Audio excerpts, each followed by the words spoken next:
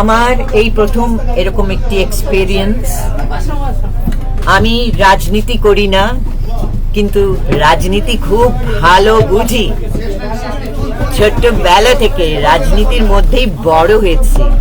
যেমন অনেকে গান গায় না, কিন্তু গান বোঝে।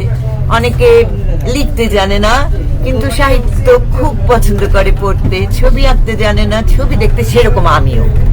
আমার রাজনীতির বিষয়ে আমি প্রচন্ড অ্যালার্ট।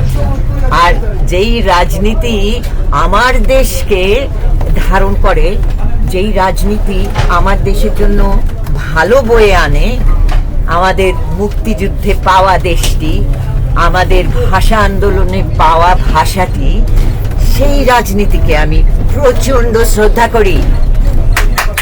আমার দেশকে যারা ভালোবাসবে, আমরা তাদেরকেই ভালোবাসবো, তাই না? আমাদের দেশের মানুষকে, যাদেরকে সবাই বলে সাধারণ মানুষ, না, আমরা আমাদের দেশের নাগরিক।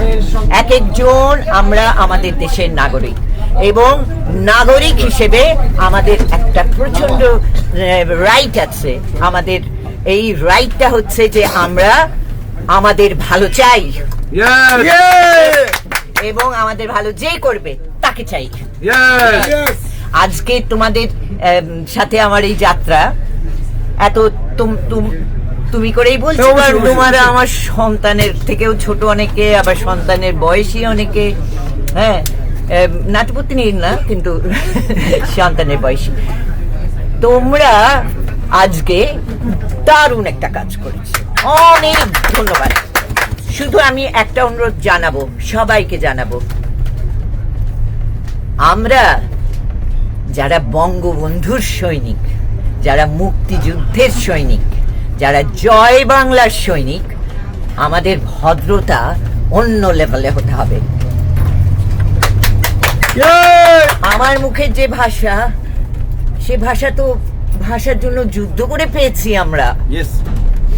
আমার মুখের ভাষা কাউকে নষ্ট করতে দিব না। হতে পারে হাদি সাহেব, সারওয়ার ফারুকি সাহেব, এনারা ওনাদের একটি ভাষা তৈরি করেছেন, হ্যাঁ, কিন্তু ওটি আমাদের বাংলাদেশের ভাষা না। বাংলা ভাষা অশ্লীল নয়।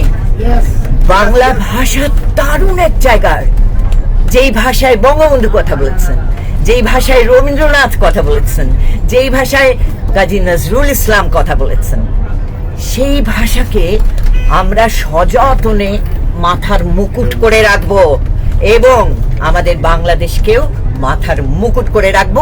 কাউকে নিতে দেব না। জয় বঙ্গবন্ধু।